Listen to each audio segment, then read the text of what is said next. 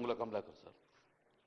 మా పార్టీ పక్షాన కూడా మేమందరం కూడా ఈ బిల్లు పాస్ కాయి తర్వాత ఎలాంటి న్యాయమైన చిక్కులు లేకుండా మాకు రాబోయే కాలంలో 42% రిజర్వేషన్ తోటి అటు మున్సిపాలిటీ కానీ ఇటు పంచాయతీరాల్లో కానీ మేమెంతో మాకు అంత వాటాగా రిజర్వేషన్ వస్తే మా ఎలక్షన్లలో నిజంగా ఇది అయితే గిట్ట చాలా సంతోషపడే వ్యక్తం చేస్తాం అధ్యక్ష. ఎల్పీ మినిస్టర్ గారు కూడా ఒక మాట అన్నారు, మీరు సూచన సలహాలు ఇవ్వండి, గతంలో మీరు ఇచ్చారు, ఈసారి కూడా ఇవ్వండి అన్నారు. గౌరవ ముఖ్యమంత్రి గారు ఇక్కడ ఉన్నారు. ఆ రోజులంగా మీరు మార్చిలో బిల్ పెట్టినప్పుడంగా బిల్ 3, బిల్ 4 పెట్టినప్పుడంగా సంపూర్ణంగా స్వాగతించినాం. సంపూర్ణంగా దాన్ని ఏకపక్షంగా అందరు నిర్ణయం చేసుకొని ఈ బిల్లు పంపిన అధ్యక్ష. ఆ రోజు మమ్మల్ని సూచనలు అడిగారు, మేము కూడా సూచన క్లియర్ చెప్పినాం. ఏమని చెప్పినాం క్లియర్గా? గౌరవ ముఖ్యమంత్రి గారు చెప్పారు, మీరు కూడా రండి, నేమ్ కూడా మెన్షన్ చేశారు, గంగుల కమలాకర్, శ్రీనివాస్ యాదవ్ మీరు కూడా రండి, అక్కడ తీసుకెళ్దాం, ఈ బిల్లు ఒత్తిడి తీసుకెళ్తాం అంటే yes sir will come with you అని చెప్పాము అధ్యక్ష.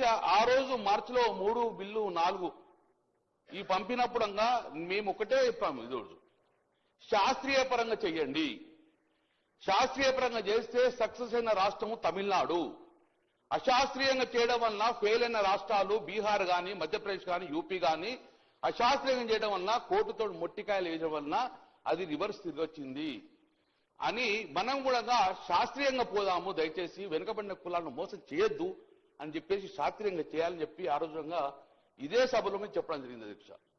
కానీ ఏ రోజు కూడా మా సూచన పరిణామం తీసుకోలేదు, మీరు మమ్మల్ని తీసుకెళ్లలేదు, పరిణామం తీసుకోలేదు, మమ్మల్ని పట్టించుకోలేదు.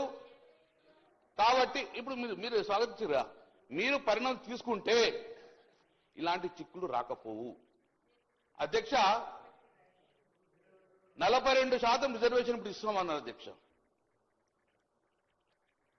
బిల్లు తీసుకొస్తాం, బిల్లు తర్వాత జీవో తీసుకొస్తామని చెప్పారు.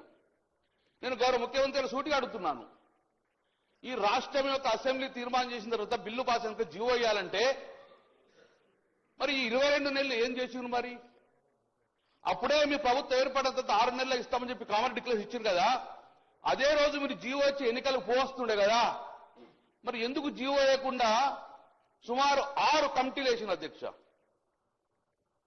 నేను ఒకటి వరుసగా మీరు చెప్తున్నా అధ్యక్ష, మీరు నిజంగానే ఈ రోజు కార్యక్రమం చేసే విధంగా అప్పుడే చేస్తే గిట్ట మీరు ఈ జీవో నెంబర్ 26 తీసుకొచ్చిండ్రు. జీవో నెంబర్ 26 మార్చి 2024 తీసుకొచ్చారు.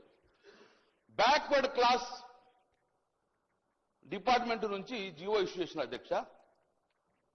ఆ జీవోలో క్లియర్ గా రిజల్యూషన్ పాస్ చేసినాం, కులగన్న సర్వే చేస్తామని చెప్పి చేయడం అధ్యక్ష.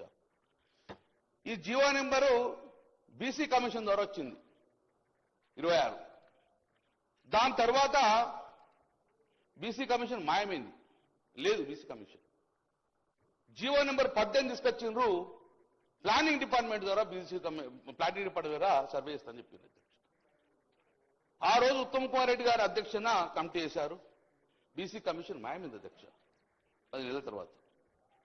నేను ఇవన్నీ ఎందుకు కోటి చెప్తున్నా అంటే సేమ్ ఇదే బీహార్లో జరిగింది కాబట్టి చెప్తున్నా అధ్యక్ష.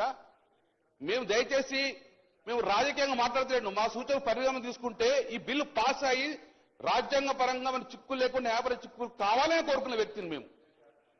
కాబట్టి జీవో నెంబరు 18 తీసుకొచ్చారు అధ్యక్ష.